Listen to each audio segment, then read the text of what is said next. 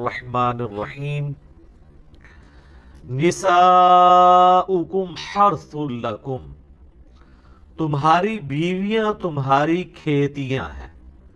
کیا خوبصورت انداز ہے پردے کے اندر گفتگو کر کے ایک سینسٹیو ٹاپک کو بڑے احسن طریقے سے ایڈریس کیا جا رہا ہے۔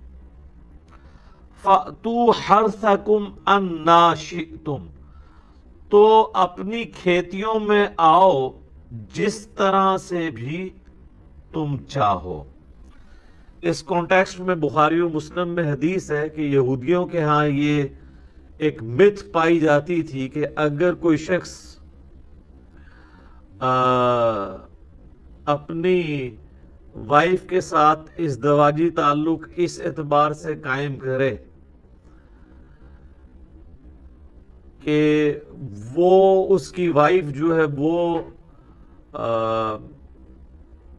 اب ظاہر ہے کہ میں کنٹرول الفاظ میں ہی گفتگو کروں گا، میں نے سیکس کے ریلیٹڈ مسئلہ نمبر 155 ڈیٹیل کے ساتھ ریکارڈ کروا دیا ہے، بار بار ان ٹاپکس کو اس طریقے سے ایڈریس کرنے کی ضرورت نہیں ہے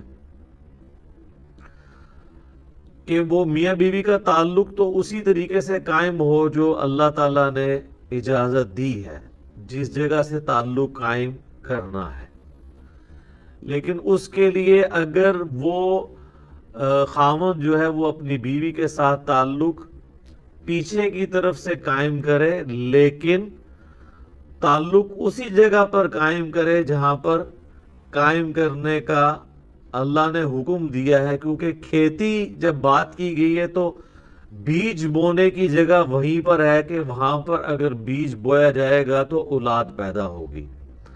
تو یہودیوں کے ہاں یہ تھا کہ اگر سامنے سے تعلق قائم کیا جائے تو اولاد ٹھیک پیدا ہوتی ہے، اور اگر دوسری طرف سے تعلق قائم کیا جائے لیکن کیا سامنے والی ہی جگہ پر کیا جائے تو اولاد جو ہے وہ ڈھینگی پیدا ہوتی ہے۔ تو اس مت کو توڑا گیا کہ ایسی کوئی بات نہیں ہے، تمہاری بیویاں تمہاری کھیتیاں ہیں، تو کھیتی میں جو بونے کی جگہ ہے وہاں پر چاہے آگے سے آؤ چاہے پیچھے سے۔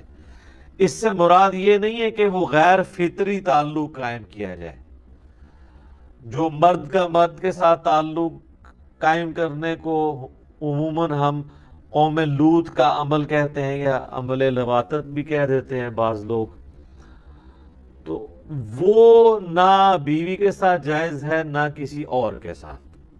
وہ تو جامع ترمذی میں حدیث ہے کہ ایسے مرد کے اوپر لعنت ہے جو اپنی بیوی کے ساتھ بھی ایسا تعلق قائم کرے، اور مرد کے ساتھ کرے اس پہ بھی اللہ کی لعنت ہے، باقاعدہ اس کی سزائیں شریعت کے اندر آئی ہیں۔ اس پہ میں الگ سے ایک ریکارڈنگ کروا چکا ہوں، بچوں کے ساتھ زیادتی والا ایشو، اس کے اوپر آپ دیکھ لیں، میں نے ڈیٹیل سے احادیث بیان کی تھی، آج میں اس تفصیل میں نہیں جاؤں گا چونکہ آلریڈی اس طرح کے سینسٹیو ٹاپکس میں کور کر چکا ہوں، لہٰذا بار بار ان ٹاپکس کو انڈر ڈسکشن لایا جائے تو پھر ذرا معاملہ ڈیفرنٹ ہو جاتا ہے۔ اسی طریقے سے جامع ترمذی میں حدیث ہے کہ جو اپنی بیوی کے ساتھ قوم لوط والا عمل کرتا ہے تو وہ نبی علیہ السلام کی شریعت کا ہی انکار کرتا ہے، نعوذ باللہ۔ اس قسم کی کئی ایک وعیدیں کئی احادیث میں موجود ہیں۔ اب جو میاں بیوی کا جو تعلق ہے اس کے بعد اس کا مقصد بیان کیا جا رہا ہے، وہ کیا ہے؟ وَقَدِّمُوا لِأَنفُسِكُمْ، اور اپنے بھلائی کے لیے جو معاملات ہیں ان کو آگے بھیجو، یعنی میاں بیوی کے تعلق قائم ہونے سے اللہ تعالیٰ اولاد دے گا، اور مقصد نکاح کا اولاد کا حصول ہے، اور یہ اللہ تعالیٰ کے حضور تمہارے لیے ظاہر ہے کہ ایک صدقہ جاری ہے اگر اولاد نیک کام کرے گی تو۔ اس لیے تو ہمیں دعا سکھائی گئی ہے نا، ربنا ہب لنا من ازواجنا وذریاتنا قرۃ اعین وجعلنا للمتقین اماما، سورۃ الفرقان کے اندر۔ اے اللہ ہماری بیویوں اور ہماری اولاد کے اندر ہماری آنکھوں کی ٹھنڈک بنا اور ہمیں پرہیزگار لوگوں کا امام بنا، یعنی ہماری آنے والی نسلیں بھی دین پر چلیں، ہم ان کے آباء و اجداد کہلائیں، کیونکہ وہ صدقہ جاریہ ہے۔ صحیح مسلم میں حدیث ہے کہ مردے کو 3 عمل کا ثواب ملتا ہے میت کو۔ نمبر 1 صدقہ جاریہ، جو اس نے اپنی زندگی میں ایسا کام کیا کہ اس کے بعد بھی وہ چل رہا ہے۔ کسی نے کنواں کھدوا دیا تھا، اس کے مرنے کے بعد بھی لوگ اس سے پانی پی رہے ہیں، اس سے ثواب ملے گا، تو یہ لاجیکل ہے۔ نمبر 2 علم کی بات، کسی نے کسی کو علم دین سکھایا تھا اور مرنے کے بعد وہ اس علم پر عمل کرتا ہے یا لوگوں کو سکھاتا ہے، یا اپنی زندگی میں کوئی ایسی کنٹریبیوشن اس نے دے دی تھی، جیسے کہ امام بخاری، امام مسلم نے کتابیں لکھ کے ہمارے حوالے کی ہیں۔ اب ان کو فوت ہوئے آلموسٹ 1200 سال ہو چکے ہیں، لیکن ان کے نامہ اعمال میں اس نیکی کا ثواب مل رہا ہے۔ اسی طریقے سے ہماری ویڈیوز ریکارڈ ہو رہی ہیں، اس کا تعلق ہماری زندگی یا موت کے ساتھ نہیں ہے۔ جب تک یہ چیزیں دیکھی جا رہی ہوں گی وہ نامہ اعمال میں آٹومیٹیکلی ثواب آئے گا، کیونکہ یہ ایفرٹ ہے اس بندے کی، خود اپنی ایفرٹ ہے۔ اور تیسرا فرمایا نیک اولاد جو اس کے لیے دعا کرتی ہے، بلکہ نیک اولاد جو اعمال کرتی ہے اس کا بھی آٹومیٹیکلی ثواب ماں باپ کو ملتا ہے، کیونکہ وہ اس کی انویسٹمنٹ ہوتے ہیں۔ سنن ابن ماجہ میں حدیث ہے کہ ایک شخص کا یعنی اللہ کے حضور وہ پیش ہوتا ہے مرنے کے بعد، تو اس کے درجات بلند کیے جاتے ہیں، تو وہ پوچھتا ہے کہ یہ تو میرا عمل نہیں تھا، تو اللہ تعالیٰ اس سے فرماتا ہے کہ تیرے بیٹے نے تیرے لیے استغفار کیے، اس کی وجہ سے اللہ نے تجھے تیرا یہ مرتبہ بلند کر دیا۔ تو یہ ایک فیض اس حوالے سے پہنچتا ہے، یہ ایک پورا ڈیٹیل ٹاپک ہے، میں نے اس کے اوپر مسئلہ نمبر 74 ایصال ثواب کے اوپر ریکارڈ کروا دیا ہے، آلموسٹ 2 گھنٹے کا۔ میرے جو 2 گھنٹے یا 3 گھنٹے کی ویڈیوز ہیں، ان میں سے سب سے ٹاپ پہ جو ویڈیو گئی ہے وہ ایصال ثواب والی، کیونکہ یہ ہر گھر کا مسئلہ ہے۔ کسی کی اولاد فوت ہو جاتی ہے، کسی کے ماں باپ فوت ہو جاتے ہیں، کسی کی بیوی مر جاتی ہے، پھر مرنے کے بعد ان کو خیال آ رہا ہوتا ہے کہ اب ہم ان کے لیے کیا نیکی کر سکتے ہیں، تو وہ پھر پوچھتے ہیں۔ تو نیٹ پہ جب بھی کوئی ایصال ثواب کا آپ لفظ لکھے نا دنیا میں کہیں بیٹھ کے، تو سب سے ٹاپ پہ وہ والی ویڈیو کھلے، کیونکہ سب زیادہ لوگوں نے دیکھی ہے۔ اس میں نے کئی ایک احادیث بیان کی ہیں، قرآن پاک سے دلائل پیش کیے ہیں کہ میت کو مرنے کے بعد ثواب پہنچتا ہے ان نیک اعمال کا جو اس نے دنیا میں کیے، یا اس کی طرف سے جو صدقہ و خیرات بعد میں کیا جاتا ہے۔ باقی رہ گئی یہ 30 40 اور قرآن پڑھ کے بخشنا، تو یہ ساری سب کانٹیننٹ کی بدعات ہیں جو اب آلموسٹ سب کے ہاں ہی آ چکے ہیں۔ بریلوی اسے تیجا یا سوئم یا دسواں یا آپ کہہ لیں 40واں کہہ کے منا لیتے ہیں، دیوبندی اسی کو کہتے ہیں دعا ہوگی، لفظ انہوں نے دعا ہوگی پڑھ رہے، وہ بھی وہاں پہ بھی قرآن پڑھ کے بخش رہے ہوتے ہیں۔ اور ایسے لوگوں کو قرآن بخش رہے ہوتے ہیں جنہوں نے پوری زندگی خود قرآن کھول کے نہیں پڑھا ہوتا ہے کہ قرآن میں اللہ نے ہمیں کیا بتایا ہے۔ اب مجھے بتائیں آپ لوگوں کا کیا پوری امت بیٹھ کے ایک ایسے بندے پہ قرآن پڑھتی ہے جس نے اپنی زندگی کے اندر اللہ کو اتنا بھی سیریس نہیں لیا کہ وہ قرآن کھول کے پڑھے کہ اللہ نے میرے لیے کیا حکم نازل کیا ہے؟ تو آپ لوگوں کا قرآن پڑھنا یہ دھونس کے ساتھ مرے ہوئے بندے کو بخشوا سکتا ہے؟ Not at all. ویسے اگر اولاد اس کی قرآن پڑھ رہی ہے، وہ خود بھی جو قرآن پڑھ رہی ہے، نمازیں پڑھ رہی ہے، اس کا ثواب اس کے ماں باپ کو پہنچ رہا ہے، وہ ایک الگ سے چیز ہے۔ لیکن اللہ کے اوپر کسی کی دھونس نہیں ہے، یہ ذہن میں رکھیے گا۔ ویسے تو ہمیں پڑھایا جاتا ہے جی وہ اللہ تعالیٰ تو چھوٹی سی بات پہ بھی بخش دیتا ہے جی۔ وہ جی ایک بدکار عورت تھی، بخاری مسلم میں آتا ہے، اس نے ایک پیاسے کتے کو اپنے موزے میں پانی پلا دیا تھا کنویں سے نکال کے، اللہ نے اسی پہ اسے بخش دیا۔ اچھا، اب آپ اس حدیث کو بیان کر کے آپ یہ سمجھتے ہیں کہ نبی علیہ السلام نے آپ کو اس سے نعوذ باللہ یہ تعلیم دی ہے کہ جو بدکاری کا اڈا چلا رہا ہے وہ چلاتا رہے، بس کبھی کبھار غریبوں کے اوپر یا کتوں کے اوپر کچھ خرچ کر دیا کرے؟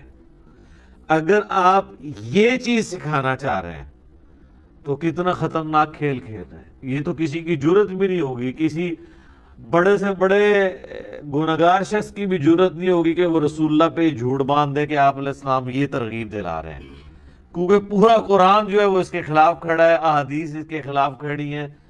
لا تقربوا الزنا، زنا کے قریب بھی نہیں جانا، کرنے کی تو بات بڑی دور کی ہے۔ یہ نبی علیہ السلام نے صرف اس لیے باتیں بیان کی ہیں تاکہ کوئی شخص اللہ تعالیٰ کی طرف سے آنے والی وعیدوں پہ اس قدر جو ہے پیسمسٹک اپروچ نہ اڈاپٹ کر لے کہ بالکل مایوس ہو جائے، جو قرآن میں کہا گیا لا تقنطوا من رحمت اللہ۔ تو یہ ایک ہی واقعہ ہے نا،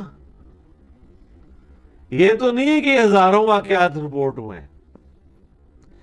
اچھا، اس کے برعکس بھی واقعات موجود ہیں، وہ کوئی کوٹ نہیں کرتا۔ وہ بھی بخاری اور مسلم دونوں میں کہ ایک بڑی نیک عورت تھی، اس نے ایک بلی کو قید کر دیا، وہ بھوکی پیاسی مر گئی۔ تو نبی صلی اللہ علیہ وآلہ وسلم نے فرمایا اگرچہ وہ نیک عورت تھی لیکن ایک بلی کے ساتھ یہ ظلم کرنے کی وجہ سے وہ جہنم میں ہے۔ تو اللہ تعالیٰ اگر کسی شخص کو چھوٹی سی نیکی پر بخش سکتا ہے تو چھوٹے سے گناہ پر اسے پکڑ بھی سکتا ہے، لیکن یہ بات یہ راگ نہیں لاپا جاتا کہ بھئی چھوٹے سے چھوٹے گناہ سے بھی بچو، پکڑ ہو سکتی ہے۔ دوسری طرف اگر آپ یہ بیان کر دیں تو الٹا رزلٹ نکالتے ہیں، وہ کہتے ہیں اسی لیے تو ہم نیکیاں کرتے نہیں ہیں، اللہ کا کیا پتہ ہے وہ چھوٹی سی بات کے اوپر پھر پکڑ لے تو کرنے کی ضرورت ہی نہیں ہے۔ اس معاملے میں دوسری طرف چل پڑتے ہیں۔ تو اس کا علاج پنجابی میں ہے کہ دل بے ایمان تے حجتاں ٹھیر۔ اگر دل میں بے ایمانی اتری ہوئی ہے تو حجت بازی، جعلی دلیلیں، لیم ایکسکیوزز آپ کے پاس بہت ہیں۔ اور اگر آپ واقعی یہ یقین رکھتے ہیں کہ مر کے اللہ کو منہ دکھانا ہے پھر تو چھوٹے چھوٹے معاملات بھی آپ کے لیے سیریس ہوں گے۔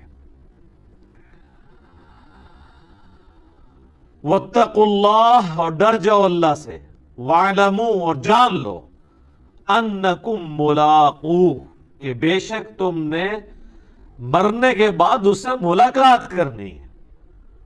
وبشر المؤمنین، اور خوشخبری اے نبی علیہ السلام دے دیجئے اہل ایمان کو۔ مرنے کے بعد ملاقات ہونی ہے، اور خوشخبری کس کے لیے؟ اہل ایمان کے لیے۔ بے ایمانوں کے لیے خوشخبری نہیں ہے، ان کے لیے عذاب۔ تو یہ ہے اصل تلوار جو لٹک رہی ہے کہ تمہیں اپنے رب سے ملنا ہے۔ اگر رب سے نہ ملنا ہو، accountability of the day of judgment, قیامت کے دن کی جواب دہی نہ ہو، پھر آپ اپنی مرضی کی زندگی گزاریں۔ دیکھیں، اگر ہمیں موت نہ آئے، ہمیں تکلیف نہ آئے، یہ دو چیزیں نہ ہوں، تو اللہ آپ کی ضرورت ہی نہیں رہتا۔ اللہ ہماری ضرورت کیوں ہے؟ ہمیں تکلیف آتی ہے جو ہم دور نہیں کر سکتے، اللہ کی طرف رجوع لاتے ہیں، اور ہم نے مر جانا ہے۔ مرنے کا مطلب یہ ہے کہ جس نے مارا ہے اس نے زندہ کر کے پوچھنا ہے۔ اگر مجھے موت ہی نہ آئے، میں کسی کو جواب دے ہی نہ ہوں۔ آج ذرا آپ یہ انالیسس کروا لیں، اللہ کی طرف سے اگر یہ آفر دی جاتی نا کہ بھئی جو نیک اعمال کرے گا اسے جنت ملے گی اور جو برے اعمال کرے گا اسے جہنم نہیں ملے گی، صرف یہ ہے کہ جنت سے محروم کر دیا جائے گا، تو میں دیکھتا ہوں جناب کتنے لوگ نماز پڑھتے ہیں۔ یہ اسی طریقے سے جس طرح ہمارے ٹی وی پہ آ کے کہ یہ ایک اینکرز، کہ یہ ایک پولیٹیشنز، اداروں کے لوگ بڑے فخر سے کہہ رہے ہوتے ہیں ہم تو ملک و قوم کی خدمت کر رہے ہیں۔ ایک دن ان کو کہنا آپ کہ بھائی آندہ سے آپ سے خدمت ہی لیں گے، تنخواہ بند، پلاٹ ملنے بند، تو یہ ساری محب الوطنی جو ہے نا وہ وومٹنگ ہو کے باہر آ جائے گی. کیوں؟ یہ صرف لبادہ اڑا ہوا ہے. چھوٹے چھوٹے پرکس ان سے لے لیے جائیں نا تو یہ کہتے ہیں میں استعفیٰ دے دوں گا. ہم نے تو ان اداروں میں سارا آبزرو کیا نا. پرانی گاڑی دے دی ہے تو میں چھوڑ کے جا رہا ہوں. یہ حالت ہوتی ہے. اور ویسے آپ تقریریں کرائیں تو حب الوطنی کے لیکچر سن لیں، کچھ بھی نہیں. ادھر بھی جو لوگ کہہ رہے ہیں وہ جو نماز نہیں پڑھ رہا ہوتا نا وہ بھی کہہ رہا ہوتا ہے اور جی سیدھے اللہ کی نماز پڑھنی ہے، کوئی مولوی نہیں پڑھنی ہے. وہ بھی بڑے فخر سے بتا رہا ہوتا ہے کہ بھئی میں تو اللہ کی نماز پڑھتا ہوں. ٹھیک ہے، اللہ تو ساڑھی نمازاں نہیں چاہیے دیا، اللہ کی اتنی بڑی ہستی ہے، بخش دے گا. یہ سارے جو جاہل ہیں وہ اس قسم کے ایکسکیوزز پیش کر رہے ہوتے ہیں کیونکہ انہیں اللہ کا تعارف نہیں ہوتا. اس کا تو مطلب ہے کہ اللہ نے کتابیں ویسے ہی بھیج دی، پیغمبر ویسے ہی بھیج دیے، کچھ بھی نہیں ہونا تھا. تو آج اگر اللہ کی طرف سے یہ اناؤنسمنٹ ہوتی نا قرآن میں کہ جو نیک اعمال کرے اسے جنت، جو نہ کرے اسے جہنم میں نہیں ڈالا جائے گا، صرف جنت سے محروم کیا جائے گا، سارے کہتے ہیں جناب کوئی ضرورت ہی نہیں کرنے دی، اسی لائف کو انجوائے کرو. یہ جو تلوار لٹکی ہوئی ہے نا ملاقات کی، یہ ہے اصل تلوار جس کی وجہ سے انسان جو ہے وہ پھر آمادہ ہو جاتا ہے اللہ کی طرف. تو اس میں یہ چیز امپلائیڈ ہے کہ پھر یہ جو جنت کی لالچ ہے اور جہنم کا خوف یہ ہمارے ایمان کا حصہ ہے. سورہ سجدہ میں ہے کہ اللہ کے بندے جو ہیں اس خوف اور طمع لالچ کی وجہ سے اس کو پکارتے ہیں. یہ کوئی عیب نہیں ہے کیونکہ جنت کی لالچ کس نے دی ہے؟ شیطان نہیں، اللہ نے. تو جو لالچ اللہ دے رہا ہے اس لالچ کی طرف جانا اور اس کو فخریہ بیان کر رہا ہے کہ میری رحمت کا مقام ہے، اس جنت کی توہین کرنے والا تو کافر ہے. صوفیاء لاکھ کہتے رہے جی ہم جنت کو آگ لگا دیں گے اور دوزخ کو جو ہے وہ ٹھنڈا کر دیں گے تاکہ لوگ اللہ کے لیے عبادت کریں. یہ نان سینس بات ہے. یہ جو لوگ کہتے ہیں نا ان کو ذرا ایک دن کے لیے نہیں ہے، 1 منٹ کے لیے جو ہے نا ان کو موم بتی پہ ذرا ہاتھ رکھوائیں، ساری بزرگی باہر آ جائے گی ندی. ٹھیک ہے نا. وہ جناب وہ کہتے ہیں جی باعزید بستامی فرماتے تھے کہ قیامت والے دن میں اللہ کو یہ آفر دوں گا کہ مجھے اکیلے کو دوزخ میں ڈال دے اور پوری انسانیت اگر بخشی جائے تو میں دوزخ میں جلنے کے لیے تیار ہوں. آپ ذرا اندازہ کریں ان لوگوں کو پتہ ہی نہیں کہ دوزخ چیز کیا ہے. یہ بات تو کبھی کسی پیغمبر نے نہیں کی ہے، وہ بھی ڈرتے رہتے ہیں. اللہ کہتا ہے کہ جو جہنم پہ ایمان لانے والے لوگ ہیں وہ تو ہر وقت ڈرتے رہتے ہیں اور جو ایمان نہیں لانے والے ہیں وہ کہتے ہیں کب آئے گی کب آئے گی. سورہ الشورى کے اندر. تو بیسیکلی ان لوگوں کو پتہ ہی نہیں تھا، اسی لیے اس قسم کی باتیں کرتے رہے.